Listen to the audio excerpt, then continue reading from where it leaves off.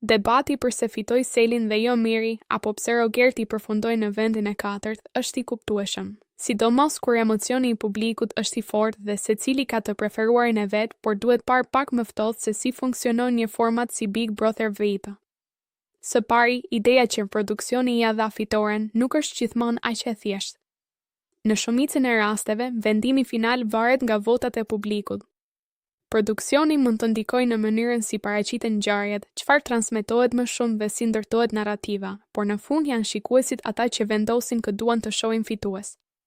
Selin arriti të krijojë një profil që për shumë njerëz ishte më i plotë. Ajo nuk ishte vetëm pjesë e debateve, por edhe dinte të menaxhonte imazhin e saj.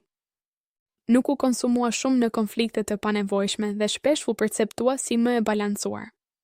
Kjo është shumë e rëndësishme në një reality show. Nuk mjafton të jesh i fortë, duhet edhe të jesh i pëlqyeshëm për publikun.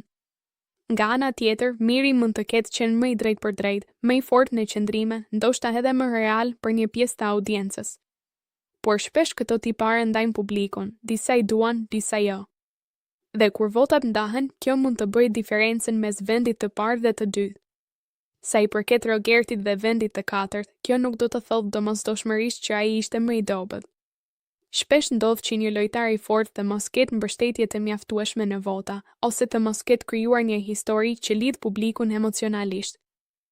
Mund të ketë qenë shumë i mirë në lojë, por ndoshta nuk arriti të prejtë aq fort audiencën sa të tjerët. Pjesa e hijes së dyshimit vjen shpesh nga fakti që publiku sheh vetëm një pjesë të asaj që ndodh. Jo gjithçka transmetohet dhe kjo krijon hapësirë për interpretime. Por kjo nuk do të thotë automatikisht që ka manipulim, shpesh është thjesht mënyra si ndërtohet një show televiziv. Në fund, pyetja çfarë bëri më shumë Selin se të tjerët nuk ka një përgjigje të vetme. Ajo mund të ketë bërë më pak shurm, por më shumë ndikim te publiku. Mund të ketë qenë më e qëndrueshme, më e kontrolluar dhe më e lehtë për të mbështetur nga një audiencë e gjerë. Pra nuk është gjithmonë çështje kush ishte më i forti brenda shtëpisë, por kush arriti të fitojë më shumë zemrat jashtë saj. Dhe pikërisht aty vendoset loja e vërtetë.